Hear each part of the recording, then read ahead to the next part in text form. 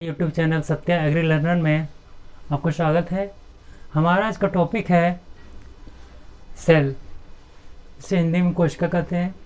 तो आइए हम चलते हैं, चर्चा कर लेते हैं कि सेल के बारे में कुछ पॉइंट और उसके कुछ टाइप्स हैं। तो सबसे पहले हम देखते हैं कि सेल जो है उसकी खोज किसने किया था। सेल की खोज रॉबर्ट हुक ने 1665 में किया था। 1665 में रॉबर्ट हुक ने सेल की खोज किया। कोशिका की खोज रॉबर्ट हुक ने कब किया था? कब किया था? 1665 में किया था। नेक्स्ट हमारा है कि cell theory was given by किसने दिया था? तो cell theory Schleiden and Schwann नामक साइंटिस्ट ने 1839 में दिया था। इसके साथ ही स्मॉलेस्ट सेल किसको बोलते हैं? स्मॉलेस्ट सेल के नाम से हम पीपीएलओ को जानते हैं। पीपीएलओ का पूरा नाम होता है प्लूरोनिमोनिया लाइक ऑर्गेनिज्म, और इसकी साइज जो होती है वो 0.1 माइक्रोन के आसपास होती है। लार्जेस्ट सेल क्या होता है? लार्जेस्ट सेल हम जानते हैं एक सेल ऑफ ऑस्ट्रिच जो शुतुरमुर्ग का एक सेल होता है, अंडा होता है, वह लगभग 15 सेंटीमीटर का होता है। सबसे बड़ी कोशिका के रूप में जाना जाता है। अब हम देखते हैं टाइप ऑफ सेल जो है वह जाना जाता है, ये दो प्रकार का होता है। टाइप ऑफ सेल ये दो प्रकार का होता है, प्रोकैरियोटिक सेल और यूकैरियोटिक सेल। प्रोकैरियोटिक सेल क्या होता है? प्रोकैरियोटिक सेल में nuclear membrane and cell organelles like mitochondria, plastid, Golgi body, endoplasmic reticulum, centrosome are absent. Prokaryotic cell में न्यूक्लियर मेम्ब्रेन, सेल ऑर्गेनेल्स जैसे माइटोकॉन्ड्रिया, प्लवक, Golgi body, endoplasmic reticulum, centrosome अनुपस्थित होते हैं, नहीं पाए जाते, एब्सेंट होते हैं। यूकैरियोटिक सेल में क्या होता है? न्यूक्लियर मेम्ब्रेन साथ ही साथ न्यूक्लियर मेम्ब्रेन और well developed cell organelles are present. जो भी सेल ऑर्गेनेल्स होते हैं सेल में पाए जाने वाले जो कोशिकांग होते हैं जैसे माइटोकॉन्ड्रिया, प्लास्टिड, सेंट्रोसोम है, राइबोसोम है, डिफरेंट जो ऑर्गेनेल्स पाए जाते हैं यह यूकैरियोटिक सेल में प्रेजेंट होते हैं। लेकिन प्रोकैरियोटिक सेल में क्या होते हैं? न्यूक्लियर मेम्ब्रेन, सेल ऑर्गेनेल्स जैसे mitochondria, plastid, Golgi body, endoplasmic reticulum, centrosome क्या होते हैं? एब्सेंट होते हैं। और यहाँ ये सब प्रेजेंट होते हैं और सुविकसित अवस्था में होते हैं। नेक्स्ट हमारा है प्रोकैरियोटिक सेल में दूसरा पॉइंट है न्यूक्लिक एसिड क्या होता है? न्यूक्लिक एसिड में डीएनए एंड आरएनए प्रोटीन और स्कैटर्ड फॉर्म में होते हैं। मतलब पूरा जो प्रोटोप्लाज्म होता है उसमें क्या होते हैं? बिखरे होते हैं, स्कैटर्ड होते हैं, बिखरे होते हैं। नेक्स्ट हमारा है कि यूकैरियोटिक सेल में क्या होगा कि न्यूक्लियर मटेरियल जो भी होंगे, डीएनए, आरएनए, जो भी न्यूक्लियर सबस्टेंस होंगे वह क्लोज टू द न्यूक्लियोप्लाज्म। इसमें न्यूक्लियोप्लाज्म से क्या होते हैं? न्यूक्लियर मटेरियल जुड़े होते हैं, एक केंद्रक आवरण पाया जाता है जिससे क्या होते हैं कि न्यूक्लियर मटेरियल केंद्रक द्रव्य के संपर्क में हमेशा बने रहते हैं। इसके साथ नेक्स्ट हमारा है कि प्रोकैरियोटिक सेल में माइटोसिस की क्रिया होती है, माइटोसिस की क्रिया नहीं होती है, तो माइटोसिस आर एब्सेंट, समसूत्री विभाजन नहीं होता है। लेकिन यूकैरियोटिक सेल में माइटोसिस या समसूत्री विभाजन की क्रिया होती है यूकैरियोटिक सेल में। नेक्स्ट हमारा है कि प्रोकैरियोटिक सेल में जो राइबोसोम पाया जाता है वो आपका 70S टाइप का राइबोसोम पाया जाता है। 70S type ribosome are present होता है। लेकिन यूकैरियोटिक सेल में क्या होता है? 80S type ribosome are present होता है। नेक्स्ट अब हम देखते हैं कि प्रोकैरियोटिक सेल जो होता है, प्रोकैरियोटिक सेल में किस में पाए जाते हैं? तो प्रोकैरियोटिक सेल जैसे बैक्टीरिया हो गया, ब्लू ग्रीन एल्गी में उपस्थित होते हैं, पाए जाते हैं। लेकिन यूकैरियोटिक सेल हम देखेंगे कि हायर एनिमल्स, चाहे प्लांट हो, एनिमल्स हो, एल्गी में प्रेजेंट होते हैं एक्सेप्ट ब्लू ग्रीन एल्गी को छोड़ करके जो भी बड़े जीव होते हैं,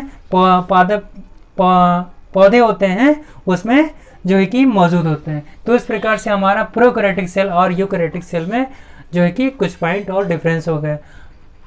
तो आज का टॉपिक हमारा समाप्त हुआ। इसके अगले वीडियो में हम सेल के क्लासिफिकेशन पर चर्चा करेंगे। इस सेल को 3 भागों में बांट सकते हैं। ये हम देख लेते हैं एक रूपरेखा। सेल को हम एक डायग्राम के माध्यम से समझ लेते हैं, एक वेन आरेख के माध्यम से। सेल को हम यूकैरियोटिक सेल को हम बांट लेते हैं।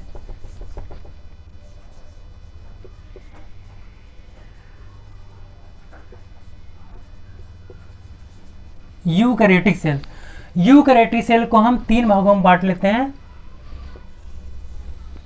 पहला हो जाएगा हमारा सेल वॉल, दूसरा हो जाएगा प्रोटोप्लाज्म, और नेक्स्ट हमारा हो जाएगा वैक्यूल्स में बांट लेते हैं, जिसको रिक्तिका बोलते हैं। अब हम देख लेते हैं सेल वॉल यूकैरियोटिक जो सेल है उसमें जो सेल वॉल होती है प्लांट सेल में, इसमें क्या होता है, मिडिल लैमेला मौजूद होती है। मिडिल लैमेला, प्राइमरी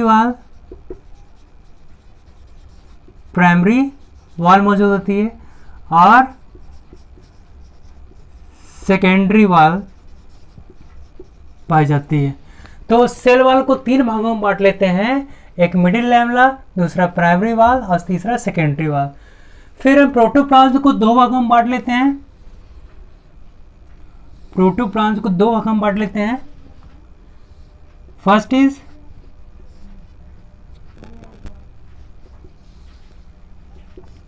फर्स्ट हो जाएगा हमारा साइटोप्लाज्म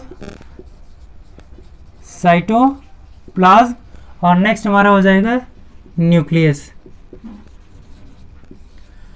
अब साइटोप्लाज्म में डिफरेंट ऑर्गेनेल्स आ जाएंगे, जैसे माइटोकॉन्ड्रिया,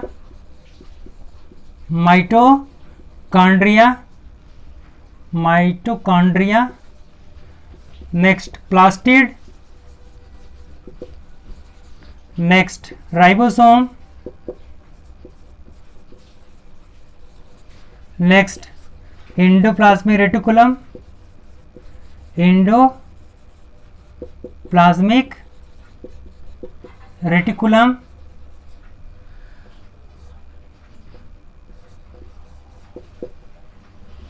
माइक्रो बॉडीज में बांट लेते हैं। माइक्रो बॉडीज में डिफरेंट जो सूक्ष्म बॉडी के ऑर्गेनल्स आते हैं उन सभी आ जाएंगे।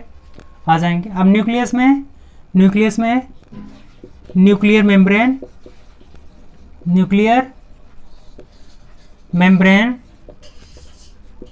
न्यूक्लियोलस,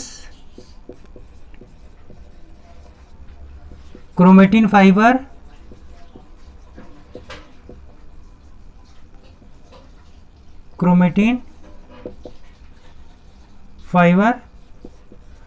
एंड नेक्स्ट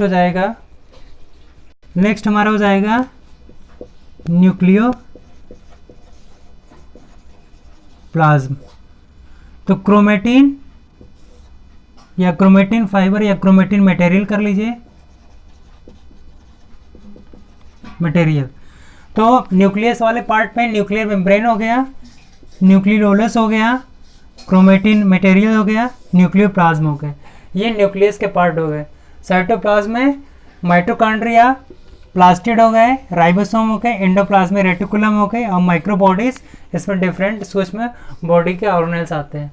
तो अब हमने देखा यूकैरियोटिक सेल को जो अपने सुविधानुसार हमने इसको अध्ययन के लिए बांट लिया है कि यूकैरियोटिक सेल को हम 3 भागों में बांट लेते हैं, सेल वॉल, प्रोटोप्लाज्म और वैक्यूल्स, इसमें बटा होता है।